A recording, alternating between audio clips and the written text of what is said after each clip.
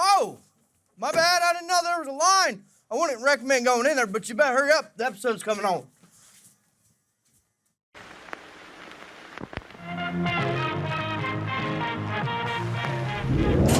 They're coming to get you, Barbara. This time on Graveyard Carz, the A100 Little Dead Wagon makes its way through the shop after Mark signs off on the metalwork. Will preps, primes, and paints. But what color will he paint it? What color? Same color the whole car is going, black. Despite the rush for SEMA, progress in the shop continues with Mark's 1970 Charger as the team installs a new floor pan. Mark tests Will's knowledge and his patience. He says this pan's ready to go into my 1970 Dodge Charger 440 automatic. Absolutely. 27 blue, white top, white I said track, absolutely, 6 like right when we started. All right. Finally, new and essential parts arrive for the A100 build. But before they can be installed, Mark must decide what color the Little Dead Wagon will be wearing to SEMA. We could fancy it up down here just because. No, I want a solid black. In Springfield, Oregon, Mark Warman, together with his skilled ghouls, It has been established that the unburied dead are coming back to life. bring classic Mopar muscle cars back from the dead to look like they did the moment they left the factory floor. Because of the obvious threat, this station will remain on the air day and night. Okay, Doug and I are heading to the shop right now. Right, Rooster? Uh-huh. Gonna have a good week this week? Yes, we are. What's gonna get done? I don't know. The Dodge A100 is in the paint shop with your buddy Will, and they're getting ready to do the primer on it. Because as soon as that's done, they're gonna bake it, and then we can start blocking it, and we can get it painted. Bake it? That's good. Yeah, bake it, sure. Maybe he could broil it. He could broil it. Oh, that's going to be great. That's gonna be great. It's going to be nice. It'll be the best. Ray Barton is supposed to have our engine here this week. 923 horsepower on 93 octane fuel. That's exciting. That's pretty cool. So Yeah. if that shows up, we can start working on getting it prepared to go into the vehicle along with, what are we going to have to go along with that 1,000 horsepower engine, 923 rounding up. a good rear end. That's already Oh. ready to go in, yeah. The transmission. Oh. Monster transmission is just finishing the gearbox, and it's going to be here this week. Oh, that's going to be pretty. So because we had it all polished out. Oh, So, well, you were there. Doug, you like shiny. It's going to be shiny. I know you like that. It's going to be nice.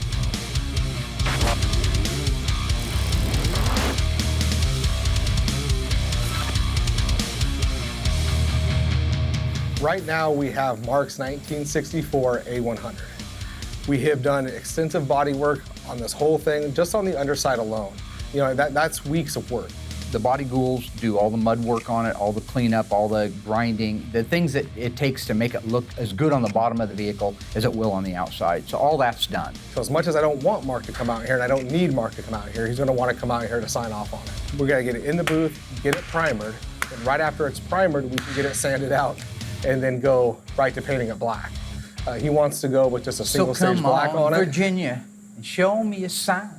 Send up a signal, I'll throw you a line. Can I not do the it? stained glass curtain you're hiding behind never lets in the sun. I love reciting lyrics, driving down the road in your car. So yeah, it's a bit of a habit for me. Now lately I've been listening to Billy Joel, who I call Billy Joe. Only the good die young. Is there any way when I'm doing my OT? Billy Joe, glass houses. Billy Joe. Okay. So it's Billy. Billy Joe. Let's look at this thing. Billy Joe. I got all of the fabrication work done on the back half of the car. That was the majority of it because we had to make room for the great big tires that go underneath it, the 8 3/4. We had to add a cross member to support the 426 Hemi that's out being built right now. You feel good about it? Yeah, we've got 2 weeks of work. And just so you know, I'm not going to be as picky. It's the bottom of a vehicle, so I don't expect. Had a body work the whole under. It looks really good from here, but let's just take a look. Flashlight. I actually had one. Okay. Oh.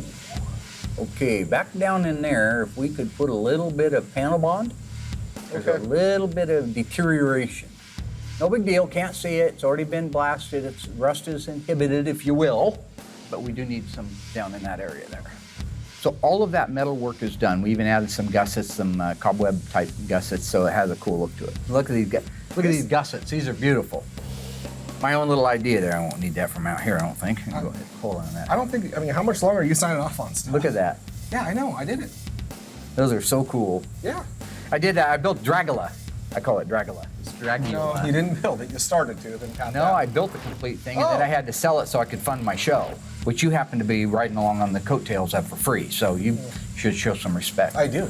The whole motivation behind this vehicle is I grew up in an era where there was just cool stuff that they don't have today. I'm a big George Barris fan. All of you guys out there that have ever watched Batman, the original series, he built the Batmobile. The Munsters, he built Grandpa Munster's Dragula and the Munster coach. And I mean, the list is long. You'd have to spend some time. He's an amazing artist. In that era and in that spirit, a guy named Bill Maverick built out this Dodge A100. So he put a Hemi in the back of it, put fuel injection, Hillborn fuel injection on his, and he did wheel stands up and down the quarter mile with it, and it was called the Little Red Wagon, Bill Maverick's Little Red Wagon. So this is going to be Mark Warman's Little Dead Wagon. We're going to just play off of it. It's a total homage to him. Anyway, I put gussets on it, these cobweb George gussets. did. I bought them, Yes. and I told him where to put them. Yes, you did do that, yes. Right at this point, you have no work into the car. I have no work into it, so who fabricated the entire thing? George. No, George did what I told him to do. I was in here doing a lot of the work myself. Ray Barton's building the 426 Hemi for it, so it's going to be somewhere around 1,000 horsepower, which is ridiculous because it'll never even get a bite with those tires on the street, but it'll look cool and it'll sound cool. Monster Transmission down in Florida, they're building the transmission out to be able to hold that horsepower. The rest of it, we've just been piecing together a little bit at a time and getting our pieces ready to go on it, so once Will is all done with the paint work on it, we're able to bolt it back together and hopefully make it to SEMA this year. Okay, so you like this, the abrupt feel right there? It's not abrupt.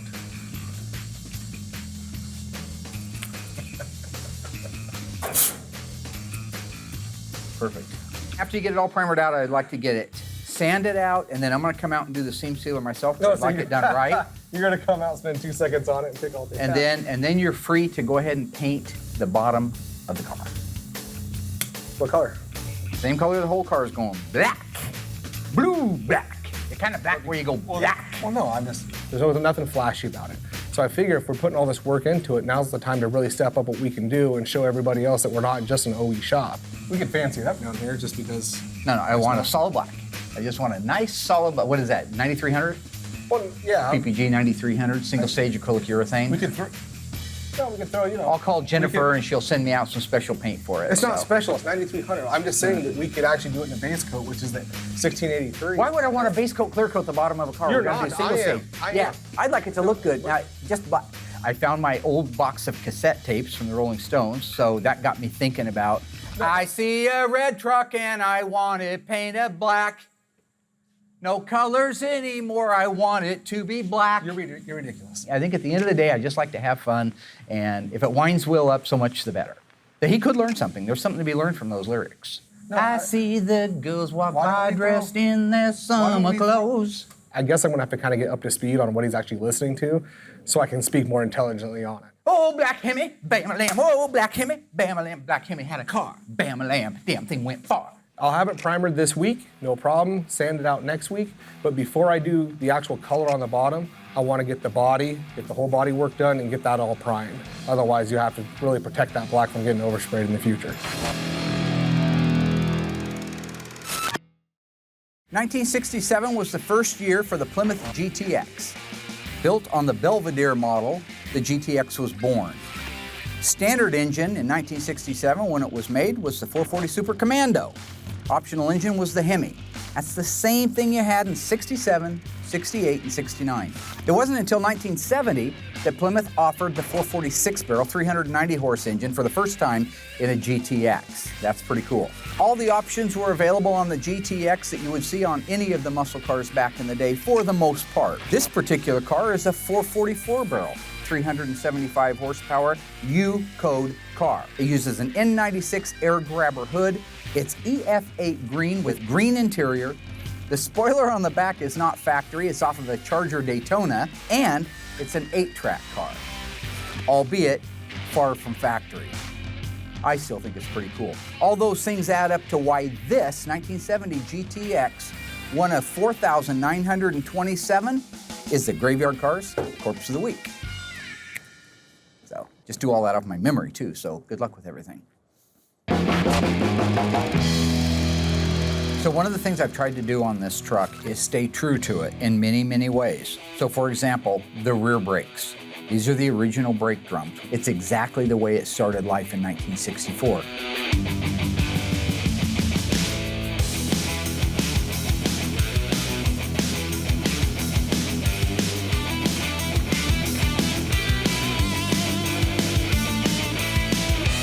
Doug has been doing a phenomenal job on everything. He's thorough, he takes his time. So the work that he's doing right now is the best we've ever had turn out of here. Done one time, and one time right.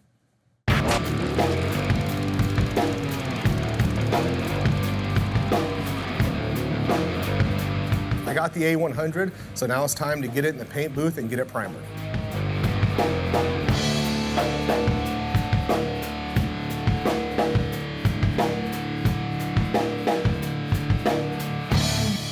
Primer work looks pretty good, couple little things to fix, nothing major, but at this point we're ready to block it out and get it ready for pre-paint.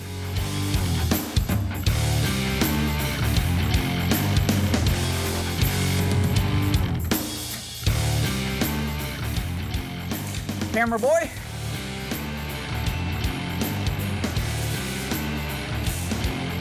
Mary. Hey, Alice.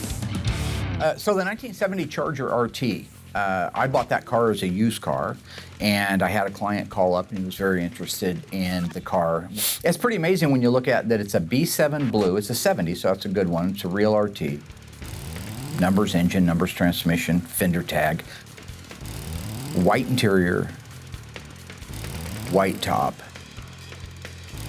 air conditioning, AM 8-track, 6-way seat. It's just a really neat car. It's the kind of car that is collector value, what I call a blue chip investment car. So this gentleman did want us to build the car for him, and we made the deal, but subsequently he had reached out to me not long ago and said he was having some health issues. He wasn't sure he'd want to be able to ride out the full time of our agreement. So I just wrote him a check back for what he had invested in it, and so technically it's my car right now. Cindy! Chanel! Will? Yeah. Must not have been able to hear very well in there. I can hear pretty well. Yeah. My understanding from our friend Bam Bam Rubble, that's one of our body men, Bam Bam.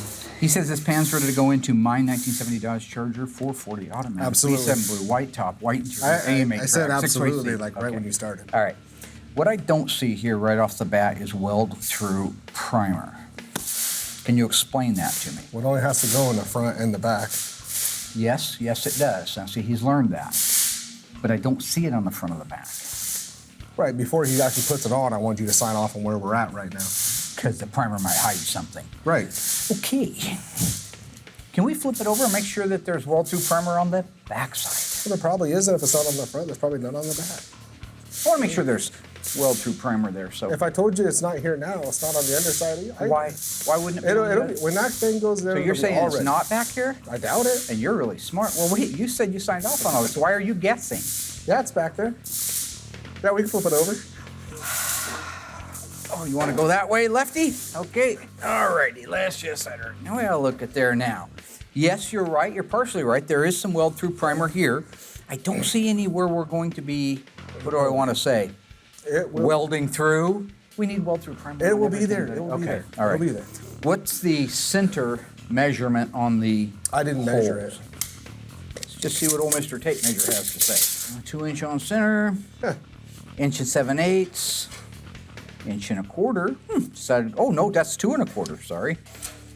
2 1/4 inch on center. We may flip it back over. You notice he spot welded this into place like he's supposed to? Help me out, I don't see so good. What is that thing for? Emergency brake. Okay, holder. Oh, it's the guide for the emergency Yeah. brake? Well, what in the whiskers are these? That's where the seats bolt in. Oh, we're doing those kind of seats where they bolt on the side of the tunnel? Yeah. Well, then what are these holes for? The braces go across here. No, these are actually where Oh, the those are the seat seats, goes. yeah. These are the seat belts. That's what I said. And this little critter up here? What would you do with that little rascal? Could it be for a speedometer guide? Let's flip it back over. I want perfect. So I'll be able to work with them on that, sign it off, and they can start welding that thing up. Okay. Everything looks like it's ready to go. Oh, he did do some here, it looks like. Yeah, there is some weld through on there, but this needs weld through on there. Okay. So why don't you tell me something? Center console 3-piece brackets. These are my original ones that came out of the car. How do you know those are located in the proper place, that they got transferred correctly? And how do you know that they are straight up and down to the rest of the car? Because we've already put the console on it. That's it. You did? I did. You mocked the console on there? Yep. Oh, well. By all means, can I see that? Where'd you put it? It was sitting right over here. Oh, Oh, yeah. thanks, Addie. Here comes Bam See? Bam. There you go.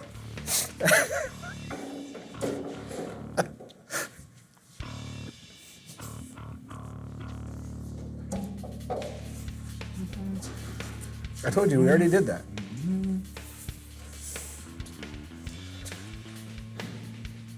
It's really, really close. They may end up having to shim underneath this one like a 16th. It won't matter once the carpet's on it. It actually looks pretty darn straight. So everything is welded in place. All the transfers have been made. The holes, the provisions for the plug welds are in place.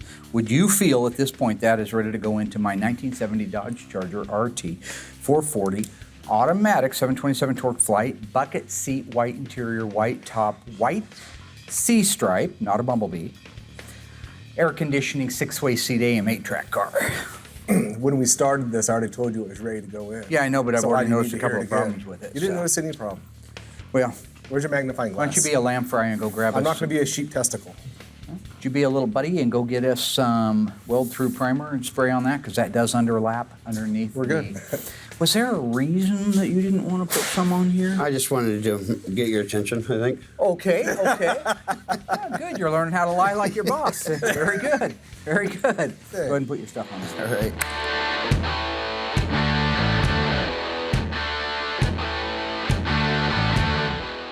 I believe we are ready. You want to give him a hand putting that in? Yeah. And I will entertain the masses. All right, ghouls, on the 1970 Plymouth GTX. Introduced in 1967 and left in 1971. Although there was a 72 model available on the Roadrunner, the standalone one was 1971. That was its last year. What of those years was the very first year you could get the 446 barrel engine? Was it 1969, 1970, 1971? If you think you know the answer, stay tuned after the break. I'll let you know how you did. Should have done pretty good since it was a Corpse of the Week car earlier, which would just mean that you either weren't paying attention or you tuned in late. Either way, it's the wrong answer. See you after the break.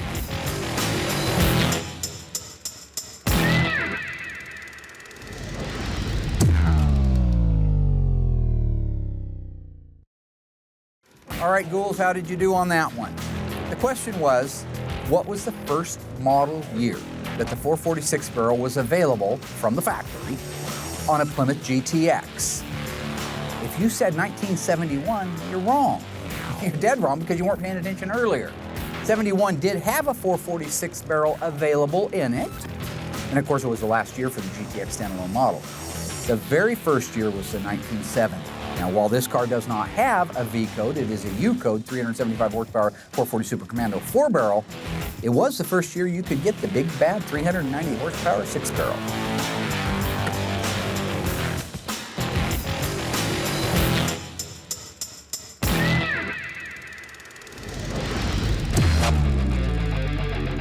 So one of the things we're going to do on the A100 is the truck is going red, which they're working on right now. Then we're going to put stainless on the inside of the bed, around the wheel tubs, and we're going to line the insides of the bed panel. And then on the floor, we're going to put oak wood, which we got from our friends at Yogis? Yogis. I'm kind of like Yogi, and you're like boo boo. So right, here we go. Our little friend Yogi. If you want to open that, the ends of that.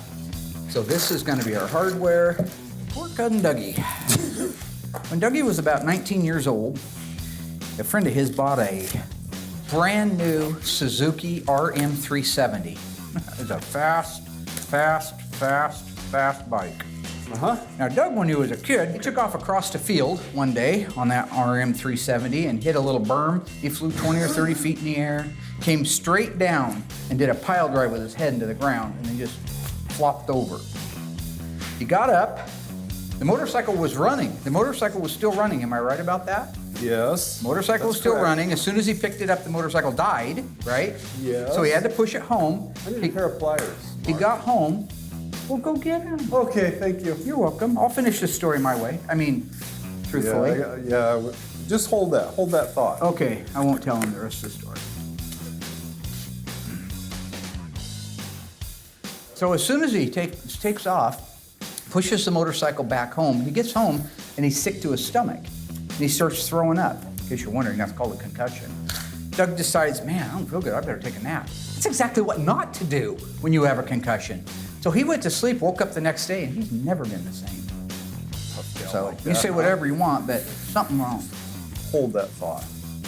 Oh, hey, Doug. Hi, Mark. I got some pliers. Good, I told the rest of the story. They'll come in really handy. Oh, look at that. Beautiful, beautiful. Oh, that's nice. Cannot wait to put that on. Wow, it's all polished. That's gonna be beautiful. Uh-huh. You guys see that? It'd be beautiful. It's like a truck bed Awesome. floor, huh? Well, I didn't get to hear the story. I had to go look for Oh, tools. it's just what happened is when you knocked yourself out on that motorcycle and you went home and you started feeling sick, so instead of going to the doctor and staying awake, which is what they say to do in the event of a concussion, you went ahead and took a nap all night, right? I was tired. Didn't feel good. You slept all night, right? Uh-huh. Uh-huh. Sure. How'd you feel the next day? Great. Different? Yeah. Who knows what you would have been if you hadn't been in that accident? You could have solved cancer. Motocross racer. Or a motocross racer, yeah. Yeah. I mean, they're the same thing. Guy that solves cancer and a motocross racer, yeah.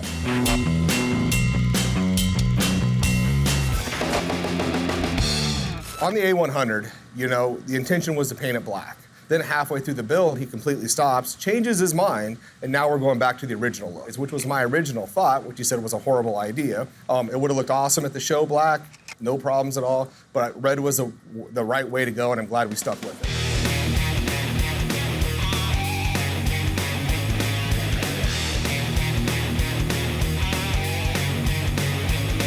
So I have about 3/4 of the A100 painted, the cab, a bedside.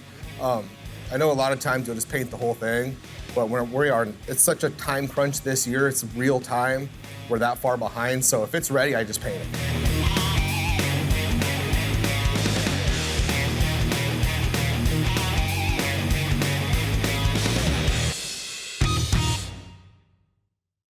It's the summer of 71, you're doing good. You got a good paying job, you got your steady girlfriend, life is great. You're looking for a car to go cruising with your buddies. You have the choice between a 1969 Plymouth GTX with a 426 Hemi, a 4-speed, and a 410 Dana rear axle, or a 1969 and a half Roadrunner, 446 barrel 4-speed fiberglass lift-off hood. F6 green is the original color. Which one would you pick? Go to graveyardcarz.com, cast your vote for which one you like the best, and we will announce it on our Facebook Live next week.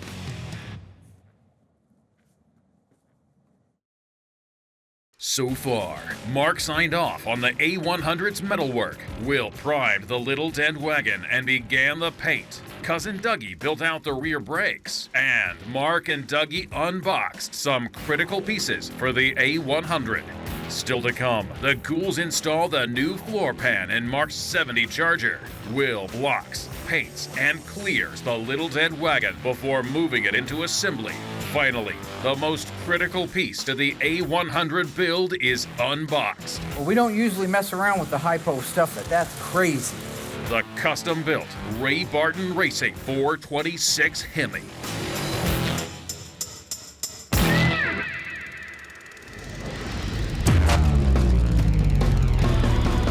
So I want to talk about the dash and instrumentation area of the 1970 to 1974 E-body. All of them, except for the 1970 Dodge Challenger non-rally instrument cluster, all use this type of heater control and radio surround bezels. They reside right underneath the instrument cluster.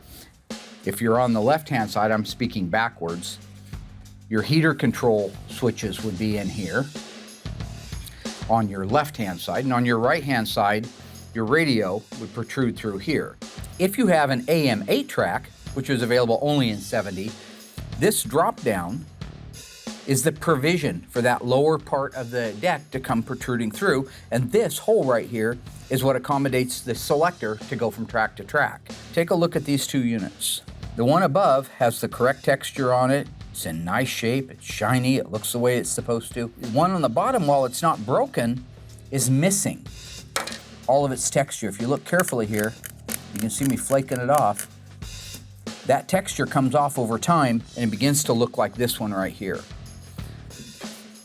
So when it comes to doing a Rally instrument cluster conversion on your 70 to 74 E-body, or if you're just restoring one, you're gonna wanna replace these parts. It's easier and it's cheaper to buy the new ones versus sending this out and having it replated. Because these are perfect reproductions of the originals, but they already have the chrome work. They already have the highlights with the white. They're new plastic, not old brittle plastic that's prone to break. And now you know a little bit of something about E-body instrument cluster bezels. Dash bezels, surrounds. Tony calls them dash trims. I don't know why. But see, he wrote it right here, dash trim. I don't think Chrysler called it that.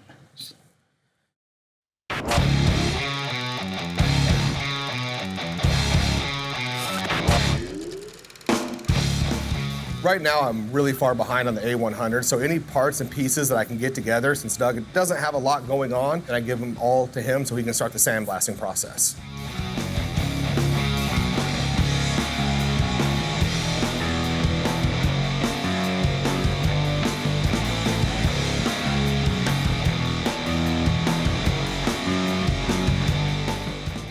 Now that I got the hinges back, I can check that off the to-do list and I can get them painted and move forward with the A100.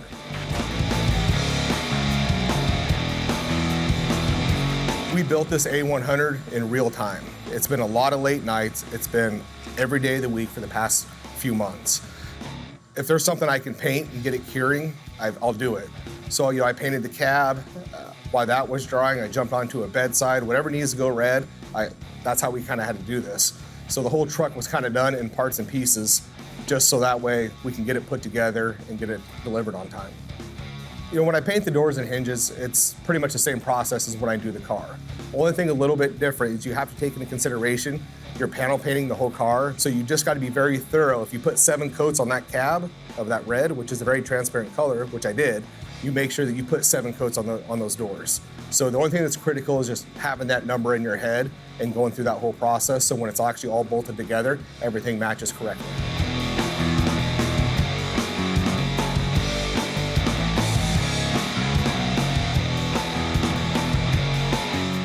I got the inside of the bed completely painted black. Came out great, just like we were hoping.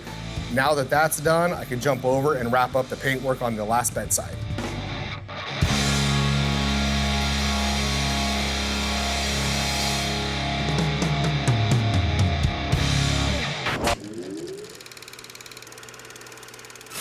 The 1970 Plymouth GTX looks very similar to a 1970 Plymouth Roadrunner. A little different grille, headlight doors, trim, tail panels treated a little bit differently.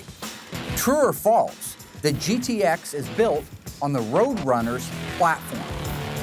If you think you know the answer, stay tuned after the break and I'll let you know how you did.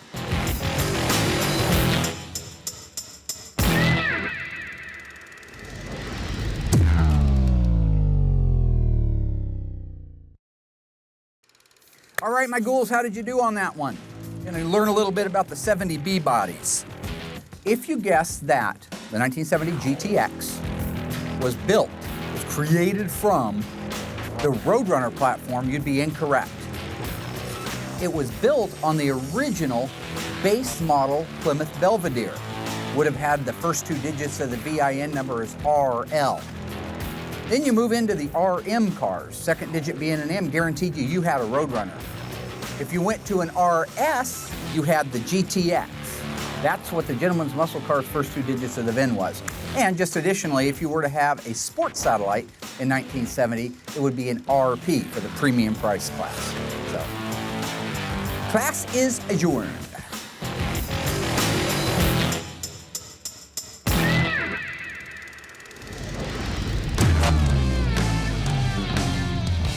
Now that all the pre-paint work is done, it's time to get it all blocked out, sanded, and ready for final paint.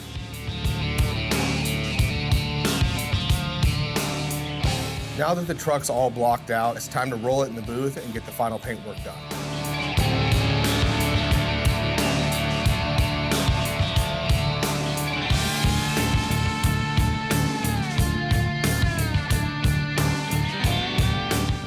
Now that I got the color all laid out and it looks amazing, I can jump in there and get the clear coat all done.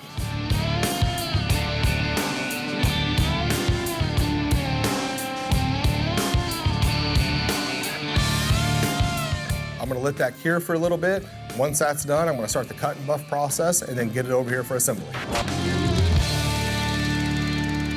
Will, I have a question for you. Just getting ready to put this in. And you did really good on the tutorial earlier. This big old ugly thing here, what do they call that thing? It's a torsion bar cross member. Torsion bar cross member, that's right. If you know the answer, just shoot it right out I just there. did.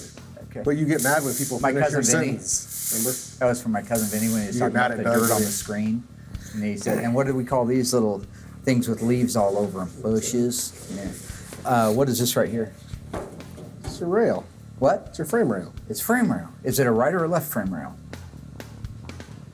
Go ahead. Right. Yeah, very good, very good. And then what do they call this little critter over here in the corner? That little fella. I don't know what that What do we piece is call him? called. Okay, we call him a baffle. Yeah, right-hand toe baffle. So that's okay.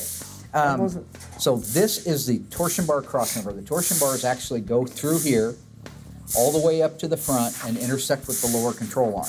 And then the bar twists like this. That's what makes the front suspension on a Mopar. Doesn't use a coilover shock at the front. A lot of times, this is rotted completely out. Half the cars out back, they're rotted completely out. This one is super nice. So you see that it's got black stuff down in there. That's an epoxy that we put over the bare metal to keep it from rusting. And the gray is a weld-through primer we were talking about, because we're going to bring that panel in that's got holes in it. We're going to set it down here, and then we're going to fill those holes with weld.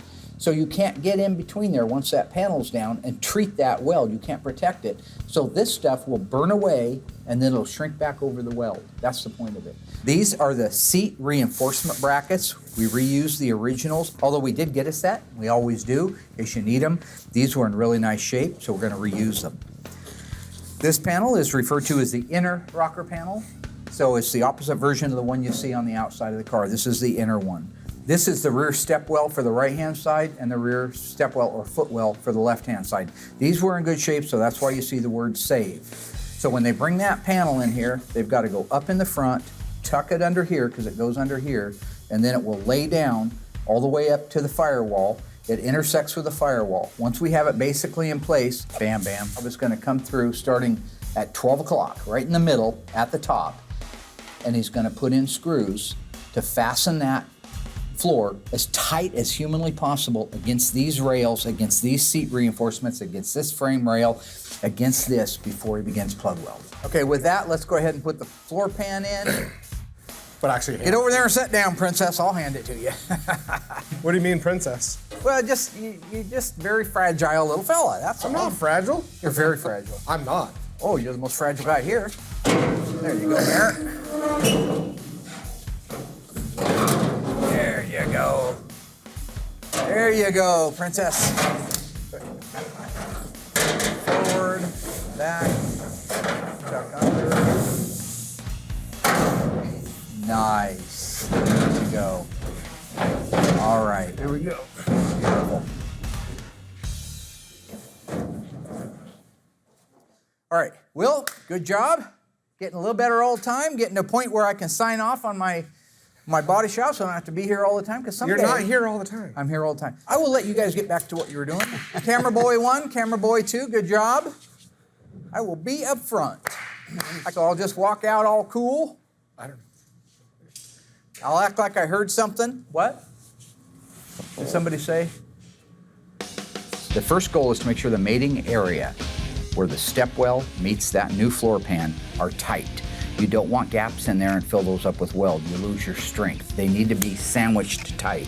So they're going to use a floor jack, a 2x4, and press that floor pan up against the weight of the car, up against those step wells. Once that's tight and where it's supposed to be, they'll use set screws in there, self-tapping screws to hold it together.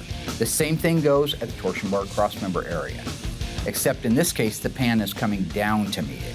If you look, you'll see that that crossmember area marries tightly against that floor before they set their first screw in. At the front, where it intersects with the firewall, again, very crucial. You want those two areas, those two flanges, tight. So they take their time, they work it, they caress it, they hold it in place with vice grips until everything's sorted and lined like it's supposed to be. Then they can do their self-tapping screws. After that, they begin the spot welding, the MIG welding, the plug welding to get everything into place.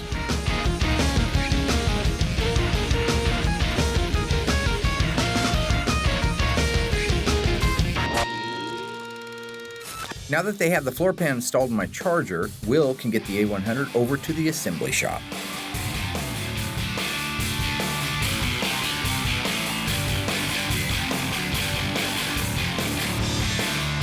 I'm excited to get this rolled over here because I am the paint and body side, so our part is done over there. I'm still gonna help out over here, but the problem we're gonna run into is Mark said everything's been pre-fit, this thing's just gonna fall together. He did all the mock-up, so to speak, what he considers a mock-up. Problem is, I watched him do the mock-up. It's horrible. This thing's not gonna just fall together. So I just wanna be around for all those little problems that are gonna come up.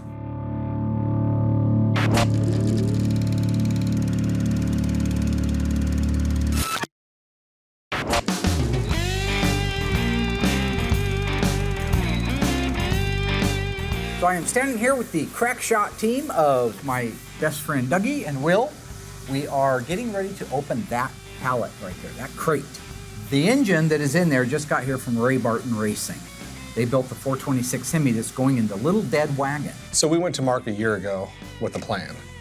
He signed off on it, wanted to do it, and then put it on the back burner because we always do a pull through. 6 months went by. You know, we said, hey, should we get going? No, we're good, plenty of time. Will's a liar and a fat mouth. I never got cold feet, I never delayed anything. See, I have a method behind everything that I do. I had to get the truck set up. I had to cut the frame in. I had to do all the modifications, pre-fit the 8 3/4 rear end underneath it with the ladder bars. Make sure all the provisions are ready for finesse work once Will gets done painting it. Now to him, because that took me several months to do, he thinks I was dragging my feet. I wasn't dragging my feet. I was perfecting, all right? That's what it's called perfecting. We're gonna uncrate the 426 Hemi right now.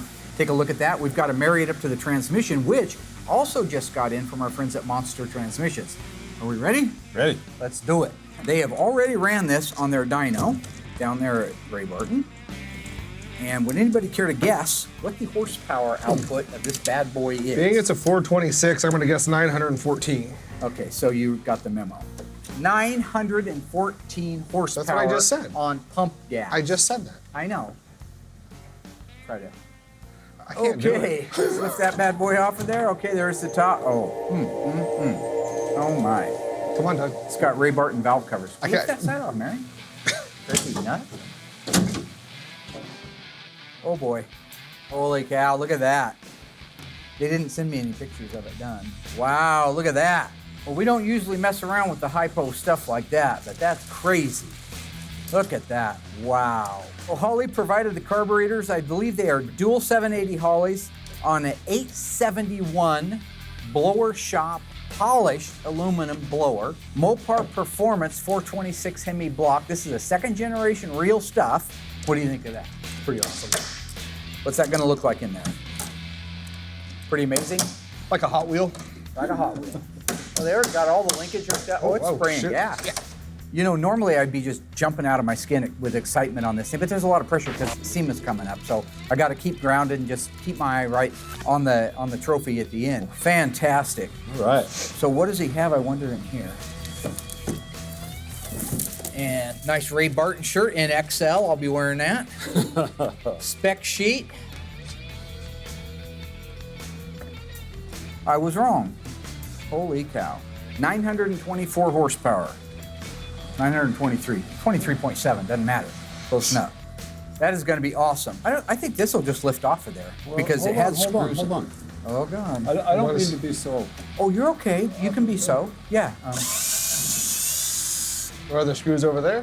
Nope. So, are you ready, Mary? Now, lift it up, Alice. I want to show everybody. Come on. Seriously, Yolanda, I want to show them. Latoya, Jessica, Veronica, Cindy, Sandy, Mindy, Mandy, Andy, Brandy. Hey, Will. Yeah, lift what's that up? in? Oh, yeah, hey, let's just lift that right off. Okay. Wow.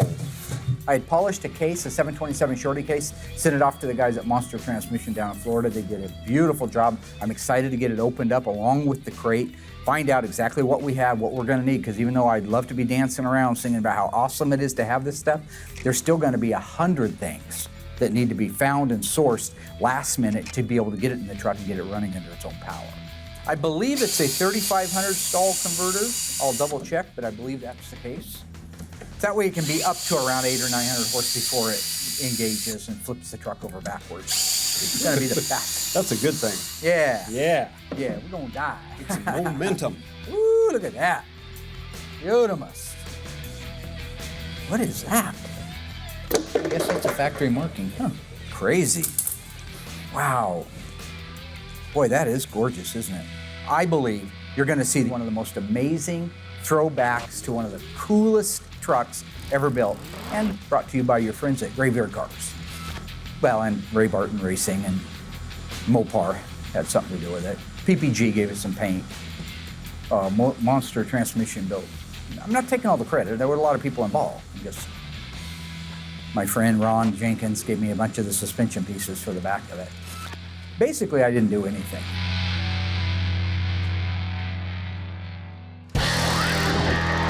All right, Rooster, how'd we do, buddy? We did good. We did good. What did we get done? What we get done is we told everybody what we got done. We're gonna pop a wheelie.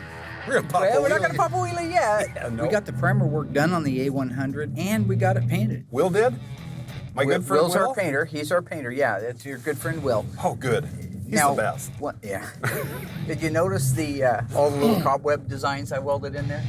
Pretty cool. You thought I was crazy back in the day? Yeah. Taking my time, getting those little things welded in. Little details like that. Little details like that looks Wow. pretty cool. We literally have just a couple of weeks before SEMA. You get that, Ooh. right? Yeah. So Ooh. a lot of, well, hate to surprise you with that. We've only been talking about it for 5 months, so I know it can be still a Well, I'm a surprise. little slow. That's okay. What do you think of the Ray Barton Hemi? I love it. I love it. 923 That is so cool. horsepower, polished dual Holley 780 carburetors. The blower shop supplied an 871 fully polished supercharger. Absolutely gorgeous. Got all of our Millodon pieces on there. Awesome. Monster transmission, beautiful, ready to go back on. What do you think is going to happen the first time we fire that vehicle off? It's gonna make a lot of noise. Gonna make some noise because we're Yeah. going with hand-built Zoomy headers. Cool. Yeah, we did good. Yeah. All right. Did great. It's gonna be exciting. Yeah. Yeah. I'm anxious to get to work. Yeah. Yeah. Well, we're going home now. We are Yeah. already? This was the end of the week. Oh, we're just kind thank of you. wrapping it. You're Thank welcome. you. I'm ready. No A problem. long week. No problem.